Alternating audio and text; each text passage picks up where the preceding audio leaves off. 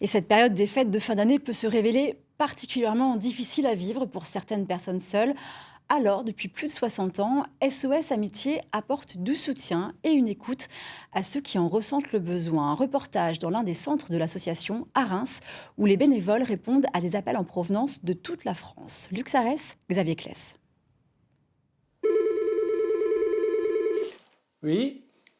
Au bout du fil, un homme qui a passé Noël seul. Pascal ne connaît pas son nom, ne sait pas d'où il vient, mais pendant une trentaine de minutes, il est juste là pour l'écouter. J'imagine que vous auriez préféré avoir votre fils à vos côtés, c'est sûr. Problèmes familiaux, solitude, envie suicidaire parfois. Pendant les fêtes, SOS Amitié reçoit environ 20% d'appels en plus.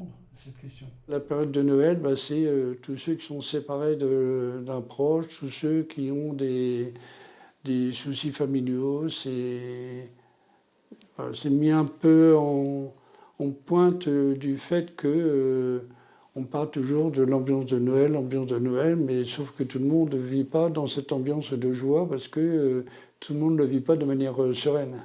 Débordés par les appels, les bénévoles ne sont capables d'en prendre qu'un sur 5 en moyenne. Sur le poste de Reims, ils sont une vingtaine d'écoutants à donner de leur temps pour SOS Amitié. Alors ils s'organisent pour être toujours présents, même à Noël.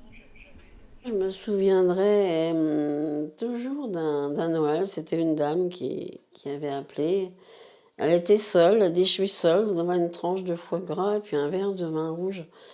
Est-ce que vous voudriez vous verser un verre de vin rouge puis trinquer avec moi ?» Alors je l'ai fait, sur la table n'était pas loin, j'ai pris un verre de vin rouge et j'ai entrechoqué 2 verres pour lui dire « Je trinque avec vous ». Un besoin d'écoute provenant d'un public de plus en plus large. En 2025, près de 10% des appelants ont moins de 25 ans.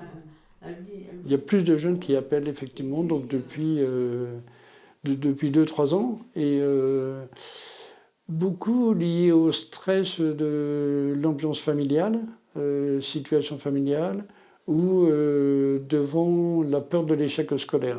Et pour la première fois, cette année, les prisonniers aussi peuvent trouver un peu de réconfort avec SOS Amitié.